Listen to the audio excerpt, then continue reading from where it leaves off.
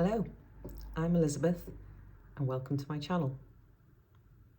I left my job as an executive coach about 5 years ago and I moved to the country. I'm doing a 10-day women's strategy challenge and we're on day 3. And day 3 is about learning to love what is good for you. There will be a couple of foot pictures coming up, so if you're squeamish you might want to look away. I will warn you before I put them on screen. So as you can see, I have a bunion on my right foot.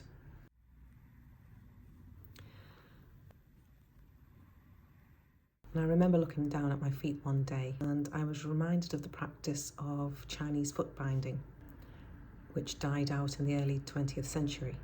This is the practice of breaking a little girl's foot and binding them so that they cannot grow properly and remain very small. I have a picture coming up, so if you're squeamish you might want to look away now.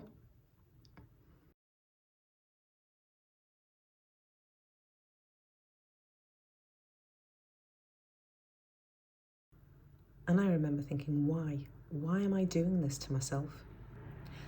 I know why it happens from wearing shoes which don't match your natural foot shape properly. Every step in high heels hurts for me. And just like the story of the red shoes, every step is like walking on broken glass after a certain amount of time, or even from the minute you put them on. And as women, we're told that these shoes are elegant and sexy. In China, there was a suggestion that women couldn't get a husband in certain areas unless you had her feet broken and were bound. That unless she was hobbled, she wouldn't find anybody. And even that the smell of a woman's rotting feet was an aphrodisiac. Yet in China, in some quarters, and by the West, it was seen as barbaric. Yet what is so different with high-heeled shoes? Just because the hobbling isn't so extreme doesn't mean to say it's not painful and deforming. It's hobbling nonetheless. I've tried several shoe brands that are supposed to be for wide-fitting feet.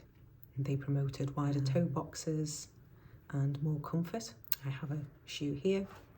These are a wide fit shoe. They have a lot of lovely cushioning inside and block heel. They're not especially high, but I find them so difficult to wear.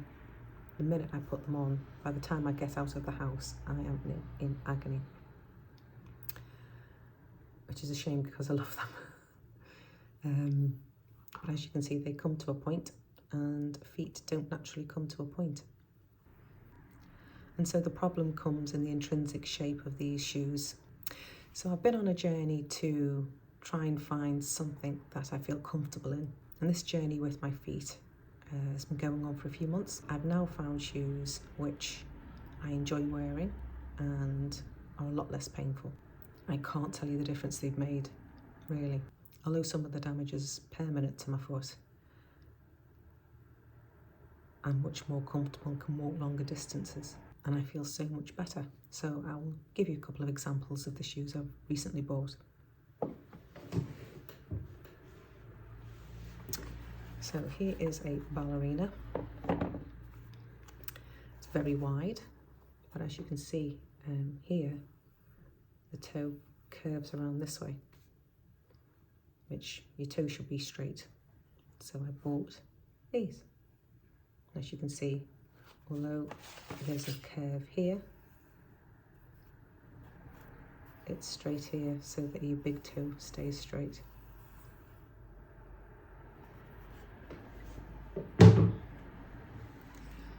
And then I have a pair of trainers or sneakers. These are the original ones I had by Under Armour. As you can see, this symmetrical shape is not the true shape of the foot. And then I've replaced them with these. I've put both of them up together. It's quite a subtle difference. But here is much straighter and there's just more room for your toes inside the shoe.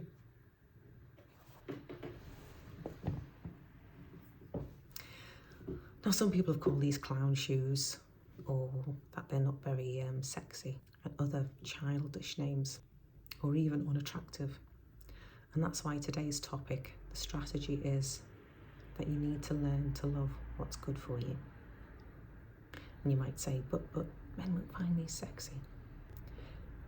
Men have found women sexy before stilettos. They found women irresistible when they used to put cat poo on their heads in medieval times to remove their hair, because that was the fashion. And you see the grandmother of Henry VIII, Elizabeth Woodville, with a hairline that's back here somewhere, because it was all removed here, because a bald head was deemed as attractive.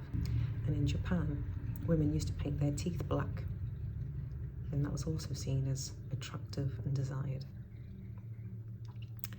So men will want women still, even if stilettos no longer existed. So it's nothing to achieve to have a man. So it's nothing to aspire to. So you're probably asking, why is this a strategy? Imagine what women could achieve if they weren't pinched, itched, chafed, or rubbed by their clothing. I can't tell you the amount of times I've sat in an office and been distracted by what was going on with what I was wearing, whether it was riding up or gaping. You know that, once you get distracted, it can take a while for you to get back into focus. So how many times a day are you being distracted by what you're wearing? It's exhausting, isn't it? I'm using this one idea about shoes, but I want you to think, and I urge you to think, of how this affects you in every aspect of your life. To apply this principle to every aspect of your life, to learn to love what's good for you. Because once you learn to love what's good for you and you raise your own self-esteem, good things will come. And also, as a final point, for those who say, oh, well, I really like it makes me feel girly, I want you to go at least 5 whys deep. Why you like it.